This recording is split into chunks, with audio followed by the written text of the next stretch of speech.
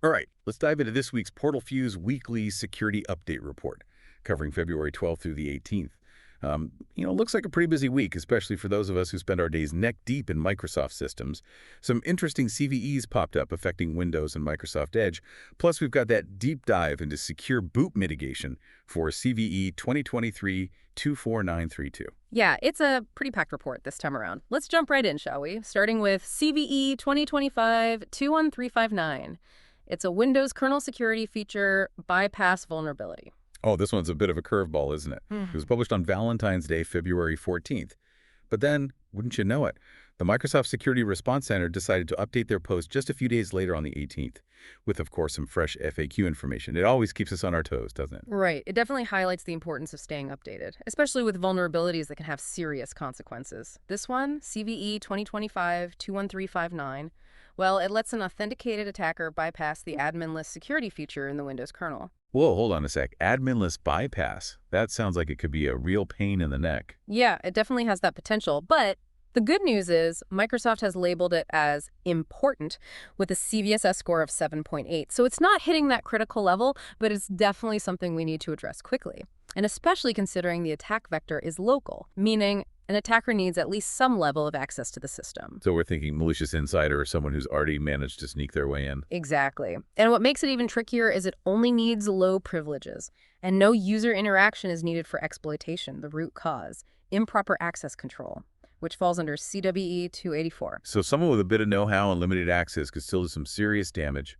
What's the solution? Thankfully, there's a patch. We've got KB articles, KB 5052105, KB 5051989, KB 5051987, and KB 5051974. All of those address this vulnerability. So patching is, without a doubt, the key here. Okay, so those patches are going straight to the top of my to-do list. Now let's switch gears a bit and talk about Microsoft Edge. Looks like PortalFuse flagged a few vulnerabilities there as well. Yep, there are a handful.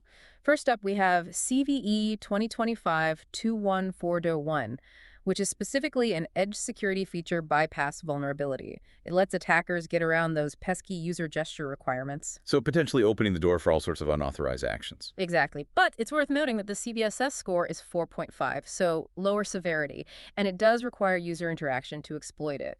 It's not as immediate of a threat as the Windows kernel one, but still something to be aware of. Right. Always good to know what we're up against. But wait, there's more, right?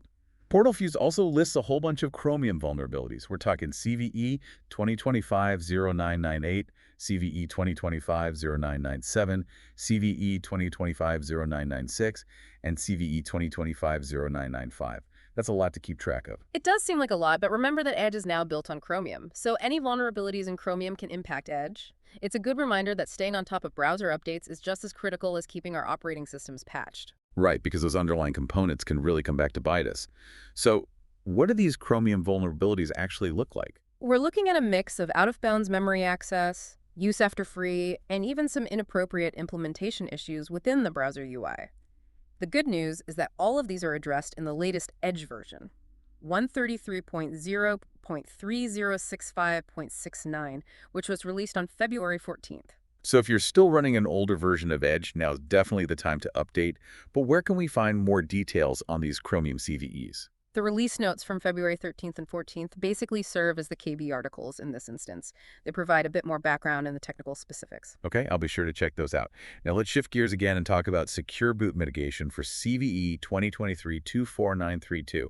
This one seems to be causing quite a stir in the security world. It's a big one. Basically, it gives attackers the ability to completely bypass secure boot. And secure boot is a pretty fundamental part of system security. Exactly.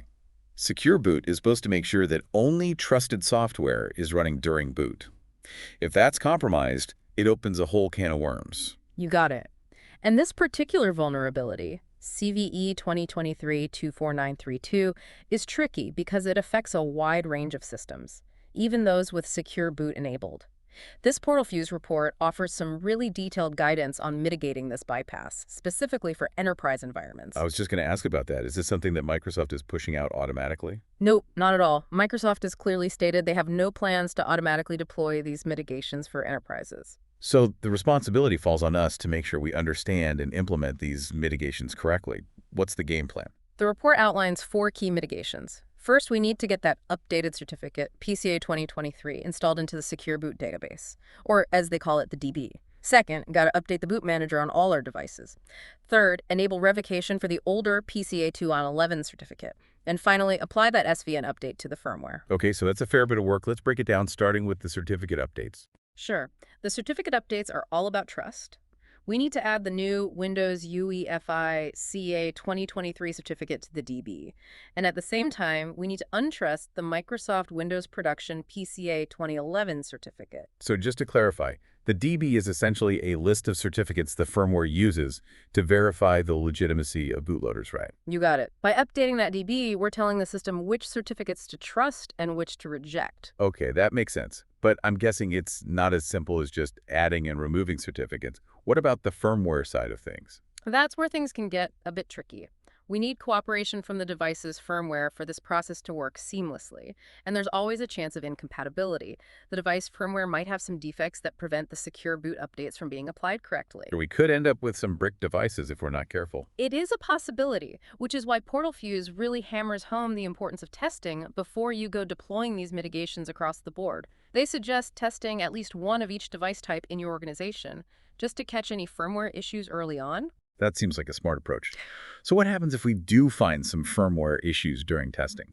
Most likely, you'll need to get updated firmware from the OEM. It adds another layer of complexity, but it's crucial for maintaining security. Right, it's all part of the process. Now, what about our install media?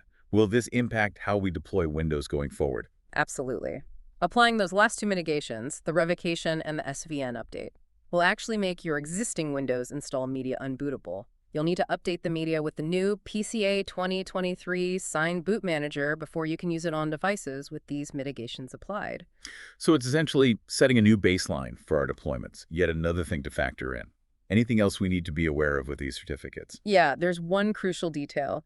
That Microsoft Windows Production PCA 2011 certificate, the one we're untrusting, it actually expires in October 2026. So even if you're not planning on implementing all four mitigations right away, you still need to install that new Windows UEFI CA 2023 certificate. Right, otherwise we'll run into problems down the line with Windows updates. Sounds like we have a bit of a ticking clock on our hands. Now let's get into the nuts and bolts of actually applying these mitigations. Where do we even begin? Well, mitigations 1 and 2, adding the new certificate and updating that boot manager, those can be done separately. Or you can knock them both out with a single registry key operation. The report provides the specific command for that. Could you give us that command, just so we're all on the same page here? Sure, it's regadd hkey local machine system current control set control secure boot v available updates t regdwd 0x140f. Make sure to run that as an administrator. Okay, got it. What about restarts? Will we need to schedule those into our deployment plan? Yeah, usually you need at least 2 restarts to complete mitigations 1 and 2. You might even want to add a couple more just to be safe. I know restarts can be a pain in an enterprise environment, but it's all about striking that balance between security and keeping things running smoothly. Definitely, minimizing downtime is always a priority. So how to actually make sure these mitigations were applied correctly? You'll need to monitor your devices after deployment. Keep an eye out for a specific registry key. Windows UEFI 2023 capable. And where's that key located? It's under this subkey. HKey local machine system current control set control secure boot servicing. That key will tell you whether the system successfully added that 2023 certificate. And if it's using the 2023 signed boot manager. So it's a quick way to see if we're on the right track. Exactly. The PortalFuse report actually lists all the possible values for that key and what they mean, so you can interpret the results without any head scratching. Okay, I'll make sure to reference those. Now let's talk about mitigations 3 and 4. Yeah. Revoking PCA 2011 and applying the SVN update. Is that another registry key operation? It can be, but before you even touch those, make sure mitigations 1 and 2 are completely done. They need to be done in order. The command for the single operation is add hkey local machine system current control secure boot v available updates t-legdwd 0x280f. Again, run that as an administrator. Got it. How do we validate mitigation 3? Check the event log for event ID 1037. That particular event means the revocation list, which includes PCA 2011, has been applied. Okay, so that's a good sign that mitigation 3 was successful. What about mitigation 4, the SVN update? Can we validate that as well? Sadly, no, not yet. There's no method available right now to directly validate mitigation 4. The report says they are working on a solution, but for now we have to trust that it's working as it should. Fingers crossed they come up with something soon. Speaking of things we're waiting on, what about that bootable media? We talked about needing to update that earlier. Right, after you apply mitigations 1 and 2, you need to update all your bootable media, your ISOs, USB drives, network boot images, the whole shebang. They all need that PCA 2023 signed boot manager, otherwise they won't work on devices with all 4 mitigations in place. Right, we need consistency across our deployment processes. Once we've updated the media, should we test it? Absolutely, test it thoroughly. Use a device with all 4 mitigations applied just to make sure everything is playing nice. Okay, makes sense. And how often should we be updating this bootable media? The recommendation is to plan for semi-regular updates. Since boot manager updates are released every now and then, aim for twice a year ideally, but that could change depending on what's happening in the threat landscape. Okay, so flexibility is key. Now, this entire secure boot mitigation process seems pretty complex, especially considering the different states our devices might be in. Can you shed some light on that? Of course, some newer devices might come with both the 2011 and 2023 CAs already installed, but older devices or even some newer models might only have that 2011 CA. And how does that difference play into our mitigation strategy? Devices with both CAs can start media with either the 2011 or 2023 CA signed boot manager. But if a device only has the 2011 CA, you'll need to apply at least mitigations 1 and 2 before you can use media with the 2023 signed boot manager. Okay, so we need to know what we're working with before we jump in. What about devices that already have some of the mitigations applied? Devices with mitigations 1 and 2 in place, they're good to go with either boot manager. But if they've got mitigations 3 and 4 applied, the revocation and SVN update, then they can only boot from media with that 2023 CA signed boot manager. Got it. So keeping our bootable media aligned with the level of mitigation on each device is crucial. Exactly. It's all about preventing boot failures during deployment or recovery. Now, what about that secure boot reset scenario? What happens if someone accidentally or intentionally resets those settings? That's a good question. Resetting secure boot settings can actually wipe out any mitigations you've applied. Might even need to reapply them, especially if you've untrusted that 2011 CA. It really depends on the firmware defaults. Okay, so that's another thing to keep an eye out for. Definitely emphasizes the importance of planning and communication. We need to make sure everyone understands what happens if those secure boot settings get reset. Right, we don't want to create more work for ourselves down the line. Now, PortalFuse also includes a helpful table summarizing all these certificates. Maybe we can take a look at that before we move on. Absolutely. The table lays out the old 2011 CAs and the new 2023 CAs, along with their expiration dates and what they do. It's a good reference to have while you're working through these mitigations. Perfect. It seems like this table provides a clear picture of what we're dealing with. So before we move on to the next section of the report, let's do a quick recap of what we've covered so far. Sounds good. We started with CVE 2025-21359 affecting the Windows kernel. We talked about how crucial it is to patch that quickly to prevent any exploitation. Right, and we also touched on those Microsoft Edge vulnerabilities, reminded everyone to keep their browsers updated. Yep. And then we spent a good chunk of time unpacking that secure boot mitigation for CVE 2023-24932. The key takeaway there is that it's a complex process. Needs careful planning, thorough testing, and really paying attention to all the details. Absolutely. I think it's time to move on to the next part of our deep dive. We'll be digging deeper into the KB articles associated with the secure boot mitigation and exploring some additional considerations. Stay tuned. All right, so we've talked about the vulnerabilities and the secure boot stuff, but now let's get into the practical side of things. How do we actually deploy these mitigations in a real-world enterprise environment? Thankfully, we've got KB article 5053946 to guide us. Yeah, this is the one titled Enterprise Deployment Guidance for CVE 2023-24932, right? It's like a roadmap for system administrators like us. Exactly. It really breaks down the entire process into steps that are actually manageable. I know, it can feel pretty daunting when you're dealing with secure boot and all these security updates. It definitely can. This KB article tries to simplify things as much as possible. It starts with a general overview of the vulnerability and what kind of damage it could cause, but then it dives into the specifics of how to deploy the mitigations.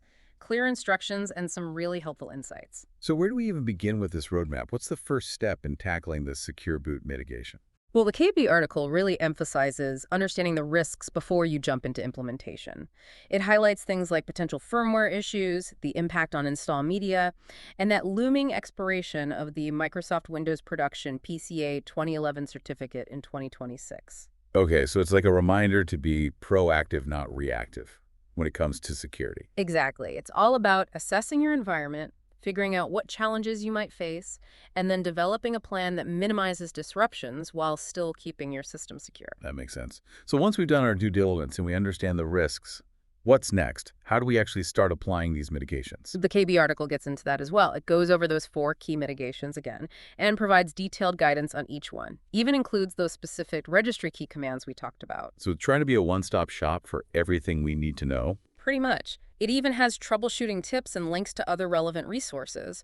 For example, it links to KB Article 502-5885, which focuses specifically on managing those Windows Boot Manager revocations that are tied to this whole CVE 2023-24932 situation. Oh, so it goes into even more detail about those potential issues we might run into. Exactly. So it's like multiple KB articles working together to help us navigate this whole thing. That's right. It's good to know Microsoft is taking this seriously and giving us the resources we need to address it. Absolutely. Now, let's talk about updating to PCA 2023 and that new boot manager. The KB article spends a good chunk of time on this. Why is this step so crucial? Well, this is the step that establishes trust with that new certificate, and it gets our systems ready for when that old PCA 2011 certificate expires in 2026. We need to install PCA 2023 and start using the new boot manager that's signed with that certificate. It ensures a smooth transition and keeps us compatible with future Windows updates. So it's about more than just mitigating the current vulnerability. It's about future-proofing our systems. We're setting ourselves up for a more secure future. The KB article provides step-by-step instructions on applying these mitigations. You can do them separately or use that single registry key operation we talked about. It also explains how to verify that the mitigations were successful by checking that specific registry key. Right. That validation step is essential. We need to be confident that everything is working as it should be. Absolutely. Now, let's shift gears a bit and talk about updating our bootable media. What kind of guidance does the KB article offer for that? It basically says that once you've applied mitigations 1 and 2, adding the new certificate and updating the boot manager, you need to update any bootable media you use. That includes your ISOs, USB drives, network boot images, everything. And that's because devices with those mitigations applied won't be able to boot from media that's using the old boot manager in that 2011 CA. Exactly. It's about keeping everything compatible as we move to the new certificate and boot manager. So how should we approach updating this bootable media? Are there specific tools or processes we should be using? The KB article actually links to some resources that walk you through the process for different types of media. It recognizes that managing this in an enterprise environment can be complex. It even mentions that Microsoft is planning to release documentation specifically on how to update PXE boot servers. Oh, that's great. PXE booting is pretty common in enterprise deployments, so having that guidance will be a huge help. I agree. Once we've updated the media, do we need to test it? Like we tested the mitigations themselves. You absolutely should. Test it on a device that has all 4 mitigations applied. That way you can be sure that everything works as expected and avoid any surprises when you roll it out more broadly. Right. The last thing we want is to run into unexpected issues that could disrupt our operations. Testing is key. It gives us that confidence to move forward. Speaking of potential problems, the KB article also goes into some device-specific scenarios. Can you walk us through those? Sure. As we mentioned before, some newer devices might come with both the 2011 and 2023 CAs already installed. That means they can boot from media with either the 2011 or the 2023 CA signed boot manager. But devices that only have the 2011 CA, they need at least mitigations 1 and 2 applied before they can use media with the newer boot manager. Okay, so another thing to keep in mind during our planning process, what about devices that already have some of the mitigations applied? How does that impact the boot process? If a device has mitigations 1 and 2 in place, it can boot from media with either boot manager. But if it has mitigations 3 and 4 applied, the revocation and the SVN update, then it can only boot from media with that 2023 CA signed boot manager. Got it. We need to make sure our bootable media matches the level of mitigation on each device. Exactly. Now let's bring up that secure boot reset scenario again. That what if that always seems to be lurking in the back of our minds. How does that play into these different device scenarios? Resetting secure boot settings can actually wipe out any mitigations you've already applied. You might have to go back and reapply them, especially if you've untrusted that 2011 CA. It really depends on how the firmware is set up. The KB article goes into detail about what happens to the DB and the DBX. It really emphasizes trying to avoid secure boot resets unless it's absolutely necessary. Okay, so another thing to communicate to our teams, make sure everyone understands what could happen if they reset those secure boot settings. Exactly. Communication is key. Now let's move on to those last two mitigations. Untrusting PCA 2011 and applying the SVN update to the DBX. The KB article covers those as well, right? Yeah. Mitigation 3, untrusting that old PCA 2011 certificate, involves adding it to the firmware's Secure Boot DBX. Think of it as an extension of the DB we talked about earlier. So if the DB is the list of trusted certificates, is the DBX the list of revoked certificates? You got it. By adding PCA 2011 to the DBX, we're preventing the firmware from trusting any boot managers that are signed with that old certificate.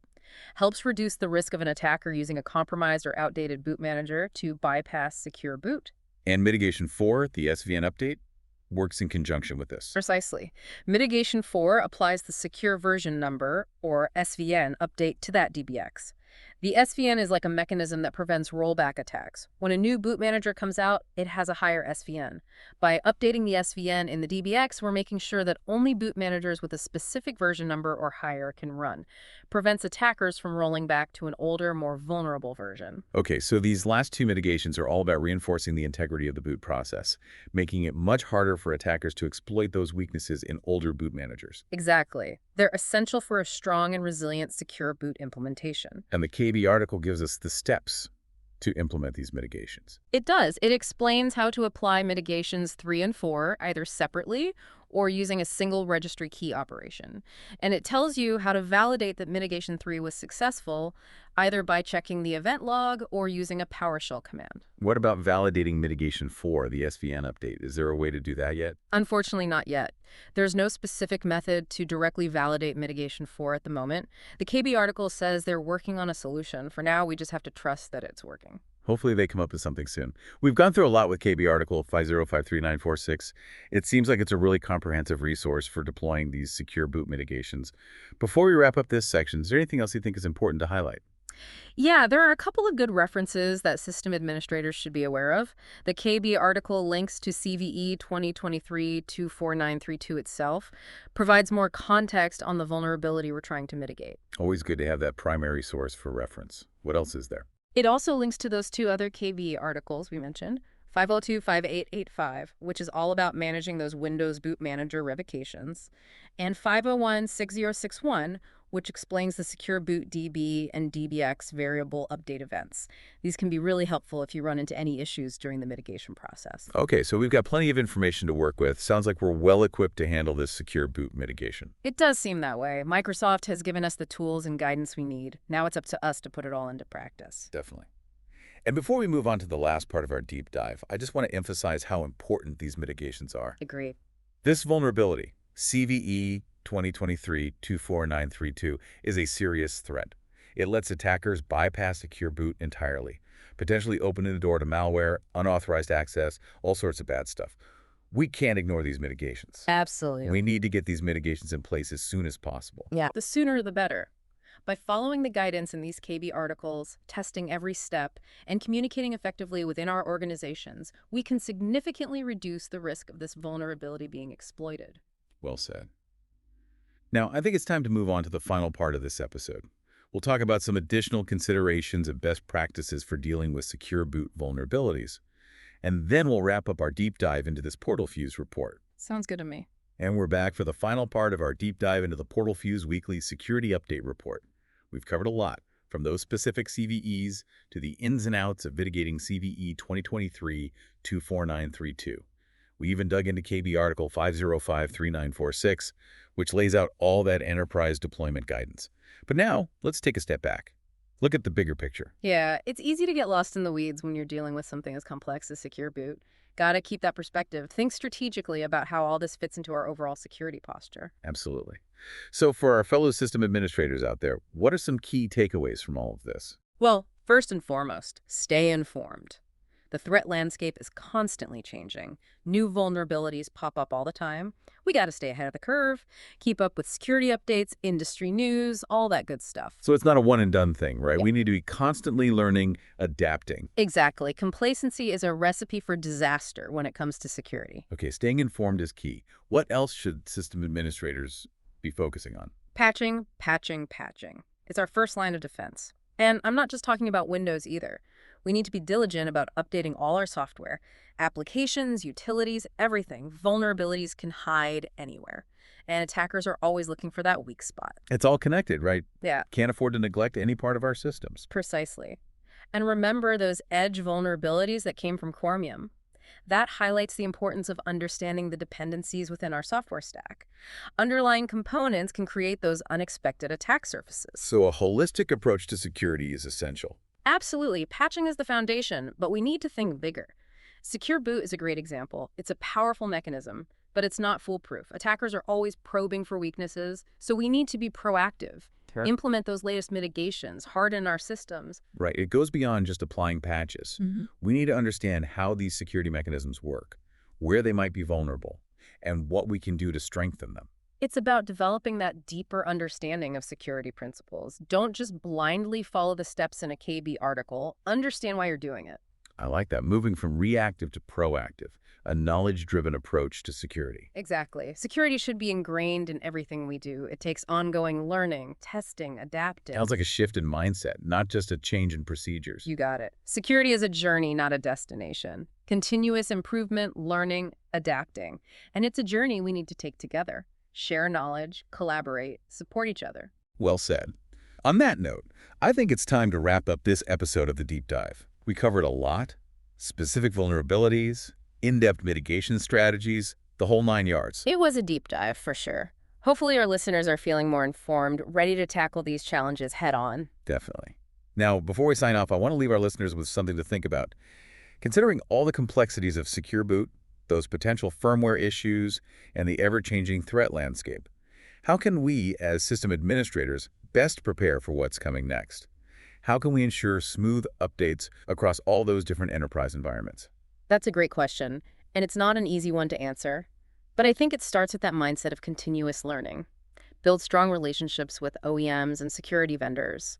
Develop robust testing and deployment processes that can adapt to whatever gets thrown our way. Absolutely. We need to be proactive, prepared, and always thinking one step ahead. That's a wrap for this episode of The Deep Dive. Stay vigilant out there, keep learning, and never underestimate the importance of cybersecurity. Until next time, stay safe.